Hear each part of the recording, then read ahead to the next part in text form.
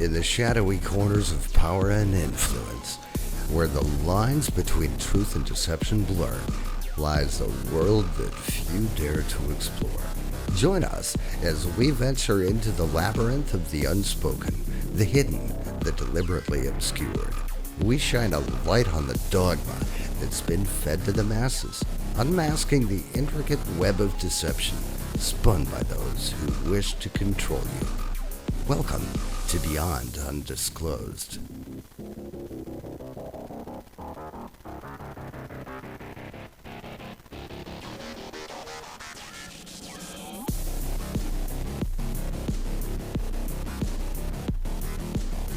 The truth is waiting.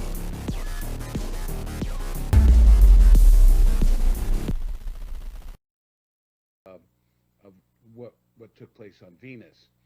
So the Venusians, as I said, 25 million years ago, landed in their spaceships. They did land on Mars. There were various moons as well.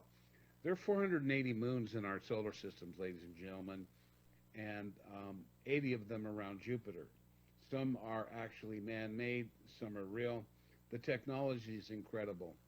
As we move forward in my revelations, I know the moon-based commander, and I'm going to share that with you right now. I'm not allowed to show her face, but now, would there be a single commander that is in charge of all the species working on the moon, or would there be multiple commanders and this is one of them?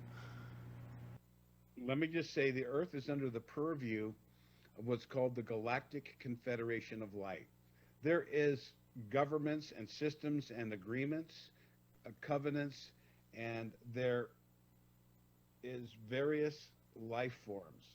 So I got to go through this a little bit.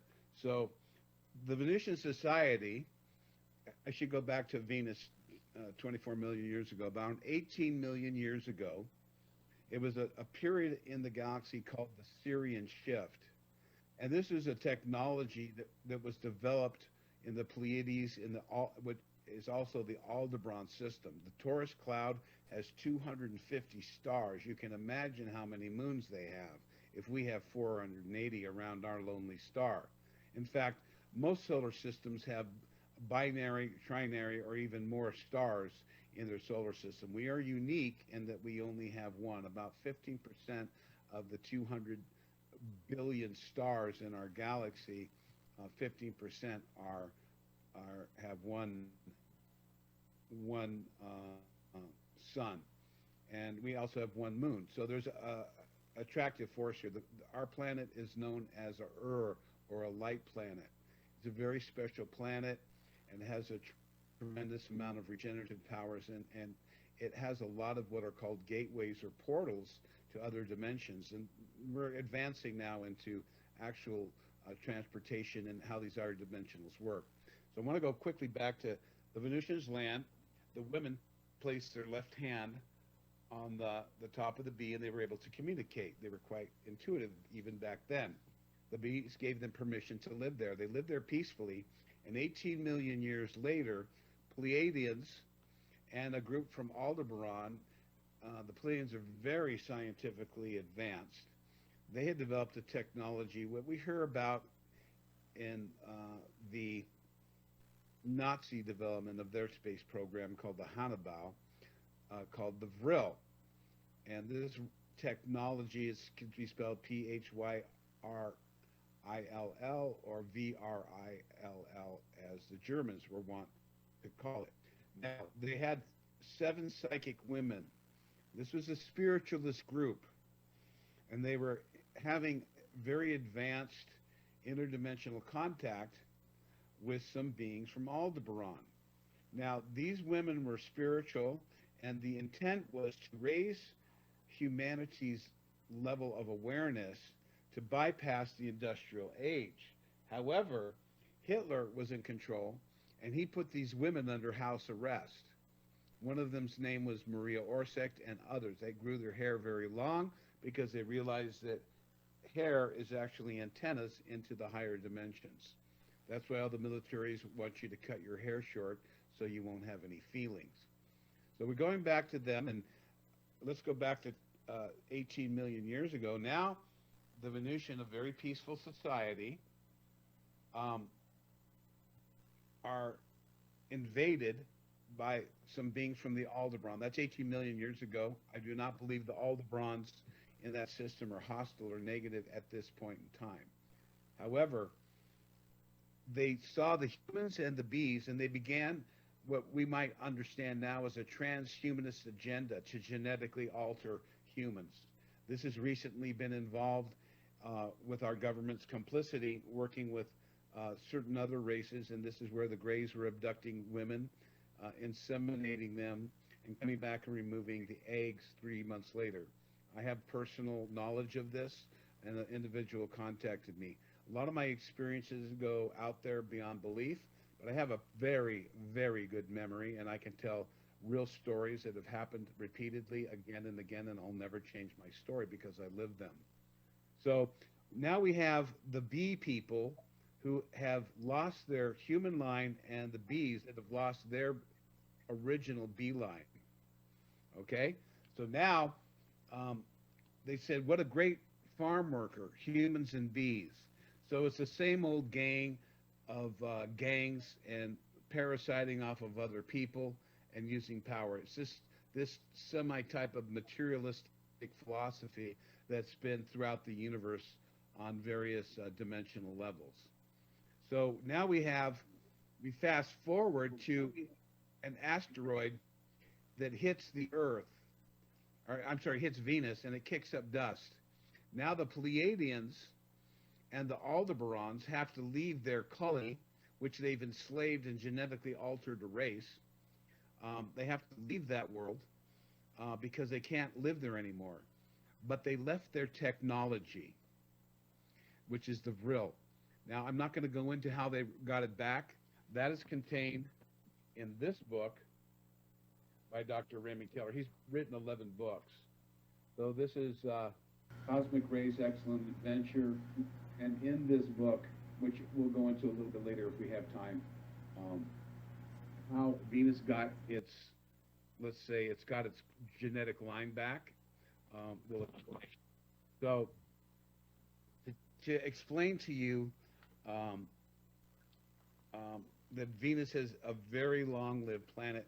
They got their technology back, and they were able to correct their genetic line. So the bees are bees, and humans are humans, and there are various iterations of, quote, bee people. It's a wild universe out there, and they do a lot of genetic altering. And I don't want to go into that politics right now. I'd like to bring you into the grassroots of how my contacts began.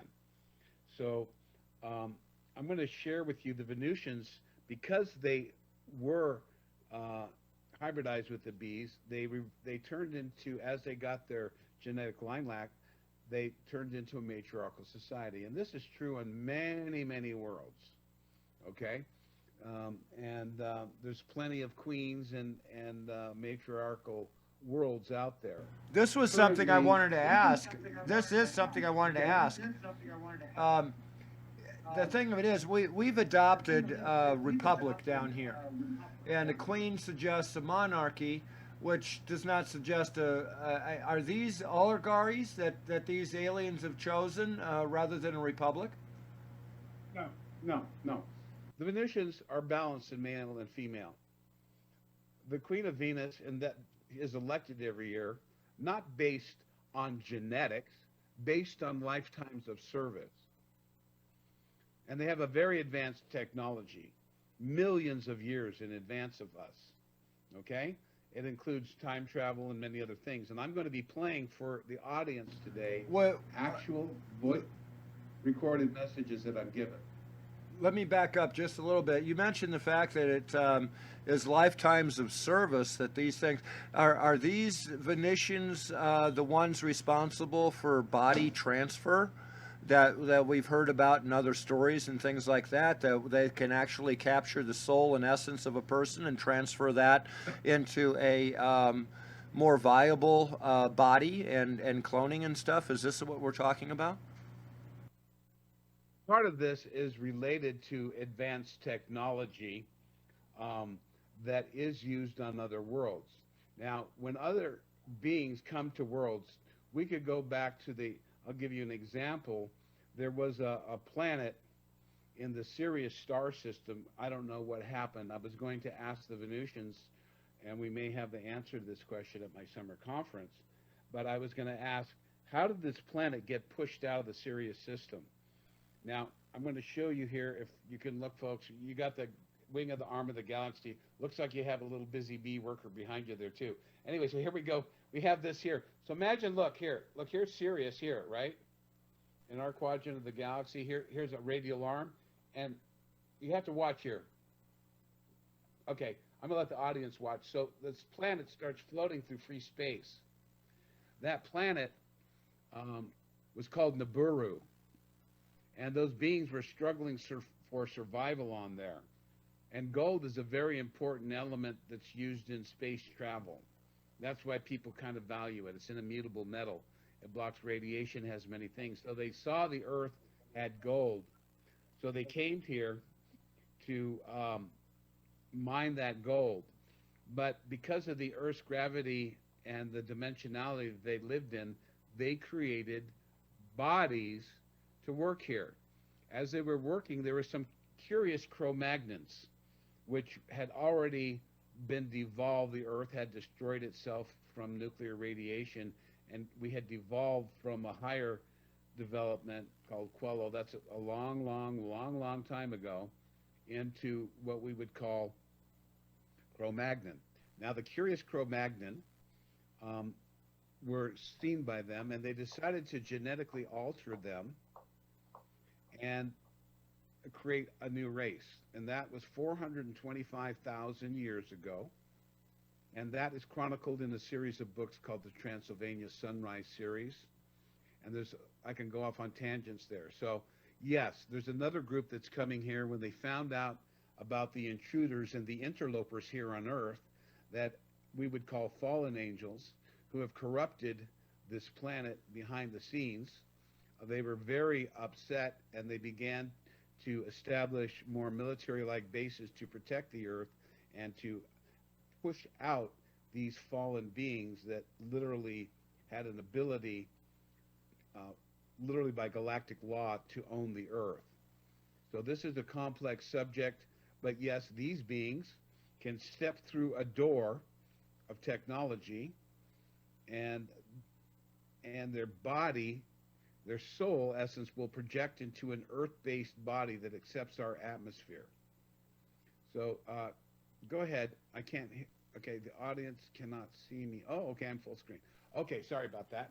Okay, so anyway, they had this technology, and the Venusians have this technology as well. However, I'm not going to go a lot into some of the Venusian technology on this. It's too soon in the conversation, and people will just start dismissing everything.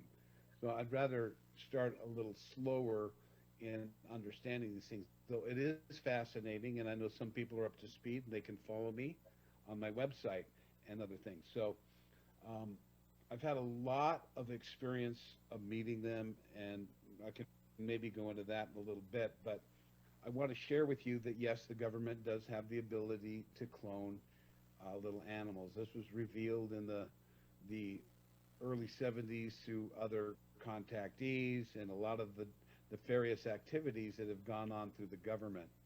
So it's time to reveal that the government interior, all planets are governed under, let's call it a heavenly administration of multidimensional beings that seek to create and nurture life and to allow it to flourish on its own and to not interfere.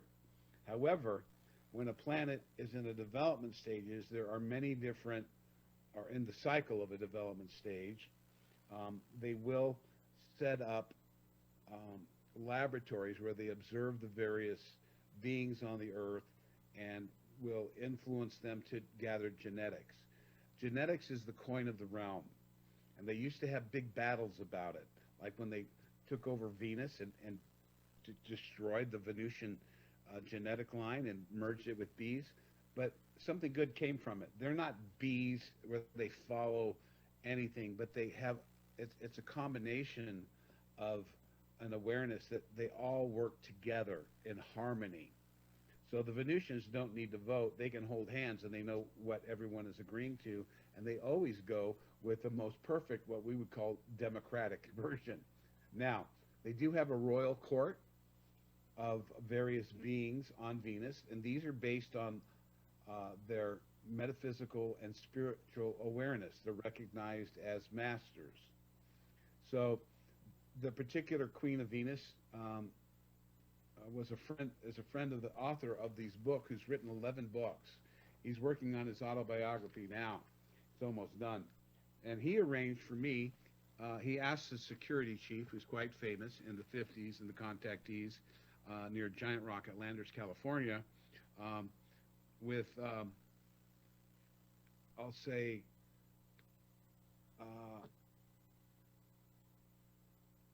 there was a guy named Dan Fry.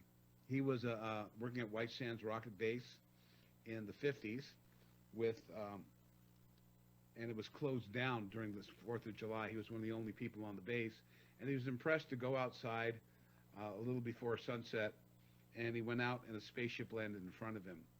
He started to walk towards it, and a voice in his head said, stay right there, don't touch the hull, buddy, it's hot. A door opened up, he was invited inside, he was taken on a trip to go tour. Now, was this White Sands? Yeah, this is White Sands. This That's is a documented landing then. We have the actual witness to that landing? Yeah, well, he's dead now, but he went up on the spaceship with that. There's a lot of things that are going on at White Sand that are really irrelevant here in terms of, see, the government's been lying for years. They've actually been speaking to the Venusians. Eisenhower, they've also been speaking with the fallen ones, and the government choose to go with the fallen ones. But so at White Sands, New Mexico, he went out, and that gentleman named Alon is a gentleman that I met. He was born on Earth 2,400 years ago. He was a Zoroastrian beekeeper under Darius the Great, and he became a contactee of the Venusians. They've constantly been in contact if you go back to Egypt, etc., etc. This is not the time to break down the entire history, but this book here by Raymond Keller is Venus Rising, and this book will tell you many of the metaphysical secrets and the contact of the Venusians and how they work. The Venusians for the last 16,000 years, and the bad guys for the last 16,000 years, since the contract allowing the bad guys to literally own the Earth was established, there were some beings with the Earth who became enamored with what's called the Luciferian Rebellion, and they voted to end a war which was quite devastating on the Earth. And there was a council down in Mexico at Teotihuacan where the surface population and extraterrestrials were interacting quite frequently. So there were various races here, and you know, I can talk about that a little bit in the future, but they decided that there would be no more interaction with humans. Humans must decide and develop on their own. That was the caveat for the light forces to allow this hostile takeover of the administration of the Earth on the interior level. So the interior government of the Earth was corrupted. There were some pretty heavy, requirements of galactic forces in other areas. It's not all rosy out there. So let's go back to the Venusians being a matriarchal society. So now they have a matriarchal society. Men are and women are both equally masculine and feminine, but they've chosen a matriarchal society. Big deal. We have a patriarchal society. It hasn't worked out so well for us, but I'm going to show you a picture. I spoke in Austria with my friend Raymond Keller, and I have to take her image off. It's in this newspaper, but there's a lot of trolls out there. This is an actual Venusian. She's the moon-based commander, Aura Reigns. And I'll be able to share with you some pictures of her when I do my thing when she was serving the Earth in the 1950s. Now, when I met her, it was a very short interview. I could actually play that interview. I don't think I will at this point in time. If you could give me a timestamp on where we're at now in this recorded part, that would be great. So we have the We're at Venusians interacting with 49 the or Earth, 50 and minutes right now. Perfect. We're going to go 2 hours. I got a lot of stuff, and this will be a good introduction for people. Let their minds start to open up and wander around these amazing, wonderful things. Now, the Venusians come here out of love.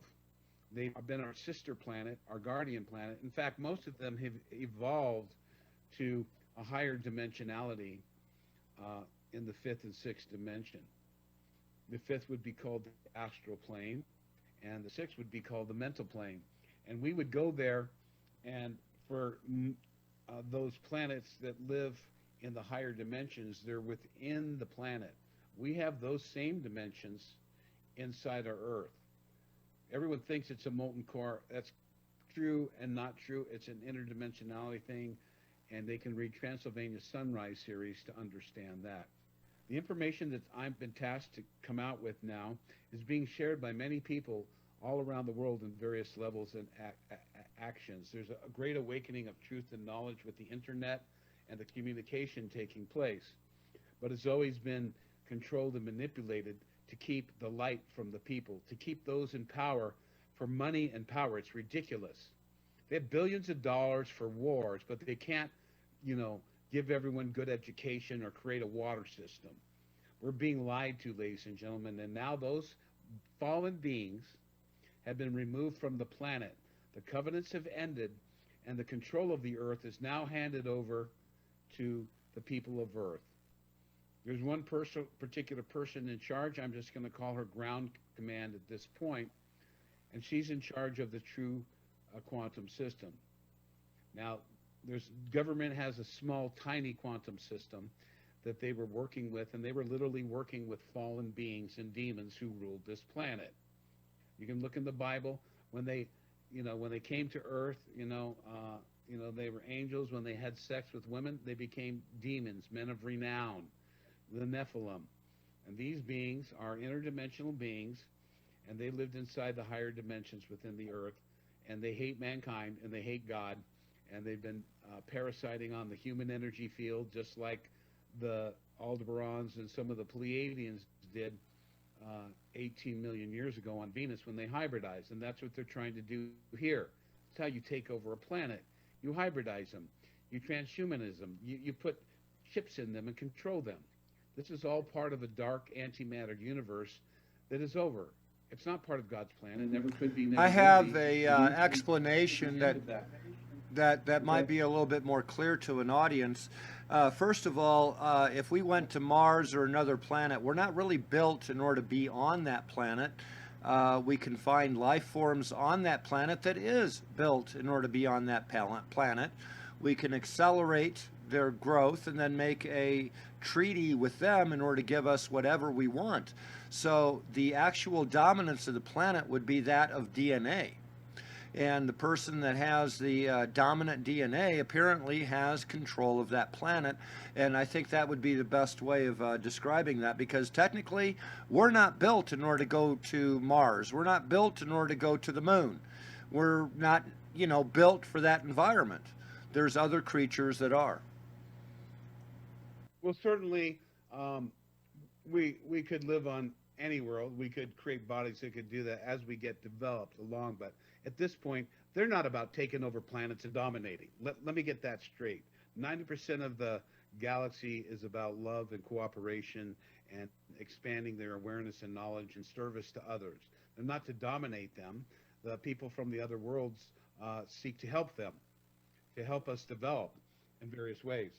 So I shared this picture of you. So my friend and I were in Austria, and I was allowed to play the recording of the Venusian commander of the interview that I took place. The camera is being held by that 2,400-year-old guy from Persia, who now is the security chief of the Venusians. He's in charge of all Venusians who have incarnated on the earth in service to the earth, and also of those who are living on the earth, which are about 15,000 who come and go and are in various stations and places on the earth in terms of finance, art, history, music, communication, electronics, uh, architecture, everything. They're influencing us behind the scenes. They don't coming down beating their chest. I'm a Venusian, worship me.